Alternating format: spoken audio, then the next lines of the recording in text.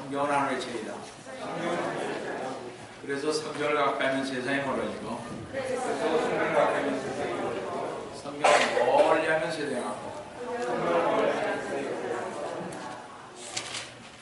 오늘도 주님 안에서 여러분과 함께 은혜의 말씀을 나누려고 하는 것은 아까 봉독해 올린 신재인 성경 누가복음 17장 11절에서 19절에서 구원받은 문둥병자가 주님 앞에 엎드려 감사한 사건을 가지고 이 시간 같이 은혜를 나누어갑니다. 성도 여러분, 저는 여러분들과 한 토막의 이야기를 할까 합니다. 아직 어른이 안 된 안톤이라는 청년은 장사를 하고 싶었으나 장사할 돈이 없었습니다. 안토니는 돈을 빌려주고 그 이자를 받는 회사를 찾아갔습니다. 회사로 간 안토니는 그곳에서 켈빈이라는 사람을 만났습니다. 켈빈 선생님, 가게를 열고 싶어서 왔습니다. 저는 장사를 하면 틀림없이 돈을 벌 수 있습니다. 그러니 2만 달러만 빌려주십시오. 담보할 물건이 있습니까? 또 집이라도. 안토니라는 청년이 빌려달라는 2만 달러는 적지 않은 돈이었습니다. 그래서 담보물만 있어야만 하였으나 안토니에게는 돈을 빌리는 대신 맡길 만한 것이 없었습니다. 저는 없습니다. 저는 젊은이입니다. 제 몸으로 땀을 흘려보고 싶을 뿐입니다. 딱하게 되십니다. 담보물이 없이는 안 됩니다. 켈빈은 한마디로 거절했습니다. 선생님, 담보물은 없지만 저를 믿어 주십시오. 저를 담보로 잡히십시오. 켈빈은 안토니의 간청에 마음이 끌렸지만 고개를 저었습니다. 회사의 규정입니다. 담보 없이는 그만한 돈을 드릴 수가 없군요. 돌아가십시오. 안토니 힘이 빠진 모습으로 돌아가십니다. 안토니가 간 다음에 켈빈은 일을 제대로 하지 못했습니다. 안토니라는 청년을 그냥 돌려보낸 것이 마음에 걸렸다고 하십니다. 얼마 지나지 않아 켈빈은 회사를 그만두고 그것을 떠나게 되었고 자기가 가지고 있던 돈을 은행에 맡기려고 가십니다. 그러다 생각해보니 이 돈을 은행에 맡기느니 안토니에게 빌려주는 것이 좋을 거야 라고 생각하고 켈빈은 2만 불을 선뜻 그에게 빌려주면서 안토니, 이 돈은 회사의 것이 아니고 내 것이 있어요. 그러니 담보 없이도 빌려줄 수 있네. 고맙습니다. 안토니는 빌린 돈으로 가게를 열고 장사를 시작한 지 얼마 지나지 않아 안토니의 가게는 번창하게 되었습니다. 안토니는 이익금이 생길 때마다 저금을 하던 중 2만 불이 모아지자 켈빈에게 가십니다. 켈빈 선생님, 여기 빌린 돈을 가져왔습니다. 그리고 아직 작지만 이자도 준비했습니다. 정말 수고했어. 켈빈은 매우 흐뭇해하면서 돈을 받았고 안토니도 너무 기뻐했습니다. 그 오랜 세월이 흘렀습니다. 그만 켈빈은 자기 회사를 가졌는데 이 켈빈의 회사가 망하게 됐습니다. 이 소식을 듣자 안토니는 은행으로 달려가서 자기가 예금하고 있던 돈을 모두 찾았고 그리고 켈빈을 만났습니다. 켈빈 선생님, 빚이 모두 얼마나 됩니까? 10만 달러만 됩니다. 다만군요, 제가 드리겠습니다. 그때 켈빈은 안토니에게 당신 나한테 빚진 돈을 다 갚지 않았어요. 물론이죠. 그러나 저는 선생님께 은혜라고 하는 빚을 지고 있습니다. 선생님께서는 돈을 빌려주면서 제게 은혜를 주셨어요. 그때 저는 겨우 돈만 갚아드렸습니다. 이제 저는 은혜를 갚아드리고 싶습니다. 안토니는 주머니에서 돈을 꺼내 10만 불을 내놓았습니다. 안토니, 고맙소. 당신은 역시 훌륭한 젊은이요. 아닙니다. 은혜를 갚았을 뿐입니다. 켈빈은 안토니의 손을 오래 잡고 있었습니다. 자, 다 같이 본문으로 돌아가 보시기 바랍니다. 본문 말씀에 10 문둥병자가 궁극의 소망으로서 예수님께 부르짖었던 결과 다 깨끗함을 받았다고 했습니다. 그러나 그들은 너무나 기쁜 나머지 제 길로 다 가버리고 오직 한 사람, 보잘것없는 사마리아 사람만이 예수님께 돌아와 살해했다고 말씀하고 있습니다. 첫 번째로 10명의 문둥병자는 믿음으로 병을 고칠 수가 있었음을 보게 됩니다. 이 문둥병자들은 그 당시 습관대로 가정에서 쫓겨나 먼 곳에서 혼자 외롭게 지내야 했습니다. 혼자 투병 생활을 하는 고난 가운데서 지낼 뿐입니다. 그 질병은 보통 질병이 아닌 하나님으로부터 저주를 받았다고 하는 뜻에서 회생할 수 없는 질병으로 낙인 찍혔고 이제는 살 소망이 없는 가장 불행에 처한 사람이었습니다. 인간의 힘으로는 도저히 고칠 수 없는 난치병이었습니다. 인간으로는 도저히 고칠 수 없었던 그 병, 그뿐만 아니라 사회로부터 냉대를 받고 격리당한 그들, 돌보는 이가 아무도 없었던 그 당시 사랑하는 가족도 만날 수 없고 사랑하는 아들, 딸도 볼 수 없는 그들은 자기들끼리 몰려다니면서 살 길을 찾고 있었습니다. 문둥병자들도 예수님께서 중풍병자도 고치고 안전병이도 고치고 각색 병을 고친다는 말을 들었는데 하루는 예수님께서 그것을 친한다는 얘기를 듣고 저러기에다 생각하며 그들은 밤을 지새고 먼동이 트기를 기다리고 있었습니다. 먼동이 트기도 전에 산골 오두막에 벌써 이렇게 아침이 마십니다. 누더기 오시지만 깨끗하게 먼지를 펴고 그날따라 분주하게 움직이기 시작했습니다. 왠지 모르게 그들은 희망에 찾고 기쁨이 용서스러웠습니다. 그들의 가슴속은 그리운 아들, 딸, 사랑하는 마누라들의 모습으로 가득 차 있었습니다. 10사람의 문둥병자들은 하나 둘, 셋, 넷 하면서 행진하는 것처럼 산등성이를 내려가고 있었습니다. 비록 어떤 사람은 발가락이 빠져 절뚝거릴 망정 두 다리에 팽팽한 힘이 솟아서 올랐습니다. 신나게 산을 내려 마을에 다다랐을 때 벌써 길가에는 그분을 구경하는 사람들로 가득 차 있었습니다. 문둥이들이 떼거리로 오자 사람들 한마디씩 하기 시작을 했습니다. 참, 할 수 없겠어. 아침부터 웬 문둥이들이라고. 이놈들이 무슨 짓을 하려고 폐걸로 몰려와 야단이야.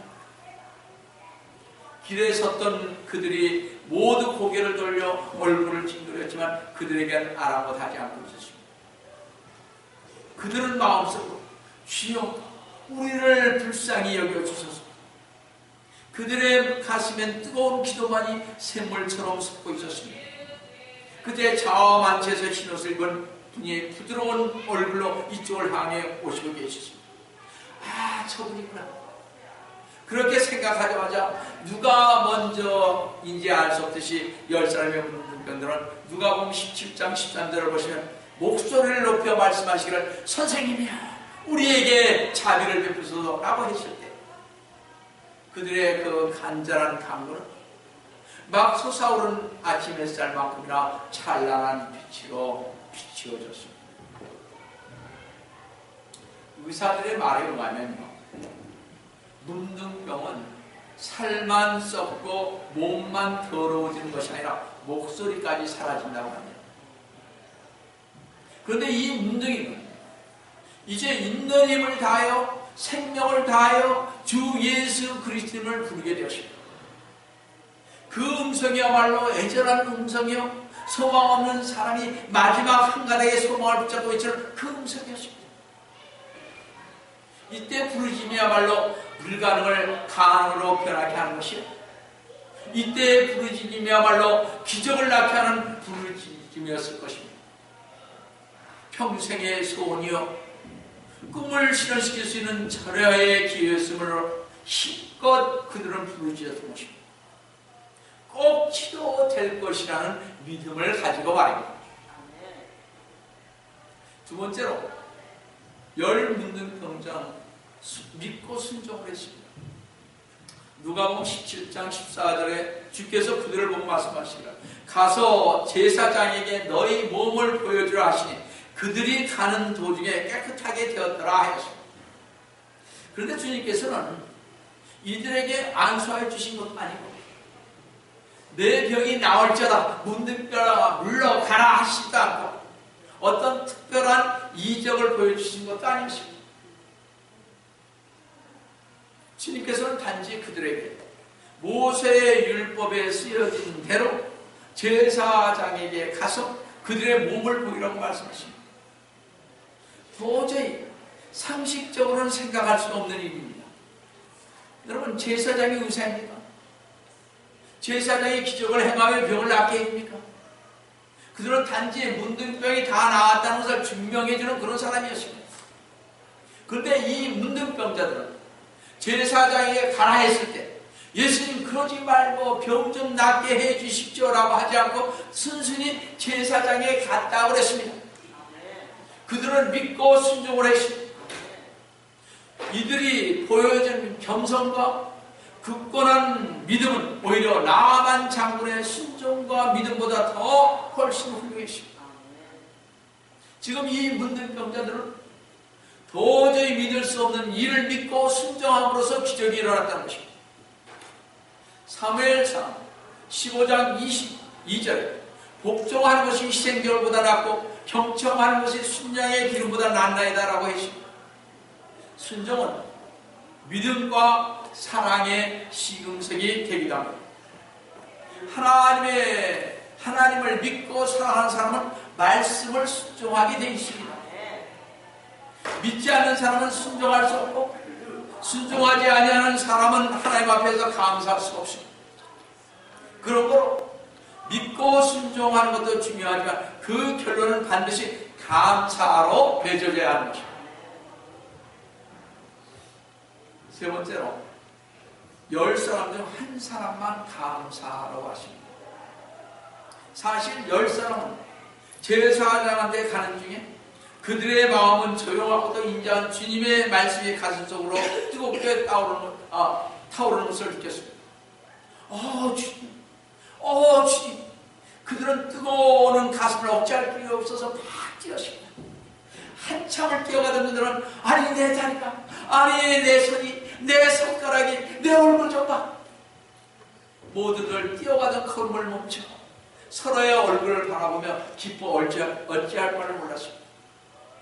빠진 눈썹, 찌그러진 얼굴이며 손가락, 발가락이 아이들의 살결처럼 부드럽게 윤기가 흐르십니다. 그들은 너무 좋아서 눈물을 흘리며 할렐루야 주님 감사합니다 하고 얼싸안았습니다. 서로. 그들은 보고 싶은 가족, 처, 아들, 부모가 그리워 이름을 부르며 그들은 연신 기쁨의 눈물을 흘리며 뛰어가십니다. 또 뛰고 뛰다가 한 사람은 주님의 그 인자한 얼굴이 떠올랐고 주님의 은혜를 생각하니 뒤로 돌아서 살해하러 감사하러 돌아오지 않고는 견딜 수가 없었습니다. 누가복음 17장 15절 16절을 보십니다. 그런데 그들 중 한 명이 자기가 낳은 것을 보고 돌아와서 큰 성으로 하나님께 영광을 돌리며 주의 발 앞에 엎드려 얼굴 대고 감사를 드렸는데 그 사람은 사마리아인이더라 하십니다. 바로 여기 신앙의 인격을 형성하는 요소가 있습니다. 그는 어디까지나 우리가 있는 사람이었습니다. 그는 어디까지나 예의와 감정이 있는 사람이었습니다. 그는 눈물이 있는 신앙의 인격자였던 것입니다. 왜냐하면 주님이 주시는 은혜를 뜨겁게 느끼고 감격했기 때문입니다. 만약 그가 감사하다, 그래 우리 주님 감사하다고 알고만 끝났다면 배은 망각한 자가 됐을 것입니다. 만약 그가 참 고마운 일이고 그것은 주님 은혜였구나 하고 신앙 정도에서 끝나버렸다면 그는 일시적으로 병원 치료받았다 할지라도 영원한 생명을 얻는 구원은 불가능했을 것입니다. 그러기에 시편 116편 12절의 10절을 보시면 나를 향한 주의 모든 베푸심을 내가 주께 무엇으로 보답할까? 자, 여러분들 한번 생각해 보십시오. 여러분들 정말 주님께서 여러분에게 많은 걸 주셨는데 무엇으로 보답할까? 내가 구원의 잔을 들고 주의 이름을 부르리라. 14절. 내가 이제 주의 백성의 면전에서 나의 소원들을 주께 갚으리라 하십니다. 같이 구원받은 9사람은 너무나 기뻐서 제 갈 길로 빨리 갔으나 그 한 사람, 특히 주님의 은혜를 뜨겁게 느낀 사마리아 사람은 죽음보다 더 무서운 수치와 멸망에서 건져주신 그 은혜가 너무나 감사해서 주님 앞으로 돌아와 그의 발 앞에 울어 엎드렸다고 계십니다. 그 사람인들 어찌 자기 가정으로 돌아가고 싶은 마음이 없겠으며 자기를 냉대하는 사람들에게 자기의 깨끗하여짐을 보여주고 싶은 충동들 왜 없었겠습니까? 이와 같이 하나님의 사랑을 더 뜨겁게 느낀 사람들은 죄를 짓다가도 주님 품을 떠났다가도 즉시 돌아오는 것입니다. 그렇죠? 하나님의 은혜가 감사하죠. 그래서 오잖아요. 근데 사람들은 그렇지 않다 이런 얘기입니다. 자, 문둥병이 얼마나 난치병이었습니까 옛날에. 그러나 그 냉대받던 그들이, 사회에서 냉대받던 그들이 주님의 고쳐주심에 감사해서 왔지 않습니까? 얼마나 감사한 일이.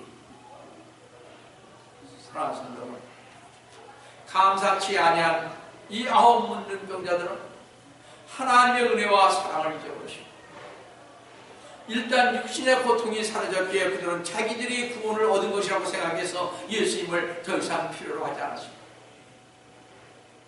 그들이 받은 은혜는 너무나도 엄청나고 큰 은혜였기 때문에 그들은 그 기적 자체만 보고 놀라고 감사했을 뿐 기적을 주신 일을 잊어버리고 간 것입니다.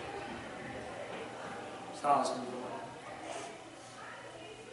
이번 주에 바로 오늘이 추수감사주의입니다. 옛날 이스라엘 백성들은 첫 수확을 해서 맵주 감사절로 지키고 모든 농작물을 다 수확한 후에 추수감사절로 지켰습니다. 우리 역시도 추수감사절 단순히 오고 백가를 주시고 1년 동안 지켜주심에 대한 감사만이 아니라 돌아온 사마리아인처럼 천국 가는 은혜 주심을 감사하는 저희가 되어야 할 것입니다. 한 가지만 감사하고 9가지를 불평하는 저희가 아니고 9가지 아니 10가지 다 감사하는 우리 시온선교 침례교회 성도님 되시기를 주님의 이름으로 축원합니다. 같이 기도하시겠습니다. 사랑의 하나님 아버지, 주님의 은혜를 지키고 감사합니다.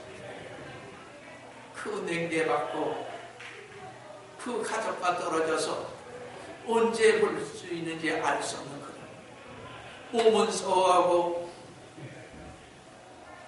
모든 것이 메말라 있던 그들, 주님을 만났을 때 그들이 얼마나 기뻤겠습니까?